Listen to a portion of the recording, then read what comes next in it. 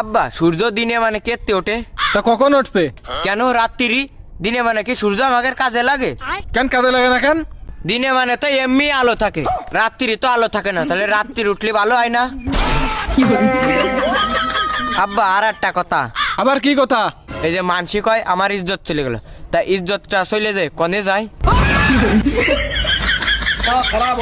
আব্বা এ কথা নাই, বাদ দিলাম, আর একটা কথা আছে। কয়া এই যে কাজী সাহেব মানসির বিয়ে পড়ায়, কাজী সাহেবের বিয়েটা পড়ায় কিটা?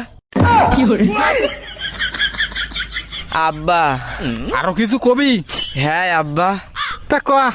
আব্বা এই যে মানসি জন্মদিন পালন করে, তো জন্ম রাত পালন করে না কেন? যারা রাত্রি রইলো তারা তো জন্ম রাত পালন করতে পারত।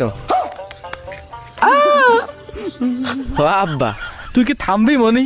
না আব্বা। তাহলে কয়া। আব্বা এই যে লাইট আছে না, লাইট তো বিভিন্ন কালার হয়, লাল হয়, হলুদ হয়, নীল হয়, সবুজ হয়, কিন্তু কালা কালারের বাল্ব হয় না কেন? মনে তুই আমার সামনে তো সর নাই, কিন্তু তোর এই ঠান্ডা পানির মধ্যে ফেলাই দিবানে। আব্বা পানিতে ফেলানোর আগে আর একটা প্রশ্নের উত্তর দাও। আমার কি প্রশ্ন? আব্বা জিলেপি যদি একা বেকা না যদি সোজা হইতো, তাহলে জিলেপির নাম কি হইতো? আর আব্বা এই যে শিয়াল মুরগি ধরে, এই মুরগি এই যে আমরা রাইন্দে খাই, তা শিয়াল কাঁচা খাই কেন? আর আব্বা এই থাম। না থামবো না। তাহলে কয়া।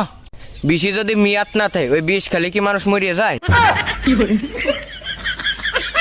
আব্বা এটা শেষ কথা, এই যে আমরা চোখ দিয়ে সব কিছু দেখতে পারি, কিন্তু চোখের ভিতর কিছু গিলি এটা দেখতে পারি না কেন? তিনটে গিলি। না আব্বা যাবো না, আর একটা কথা কব। শুয়ারের বাচ্চা আবার তুই আর কি কবি?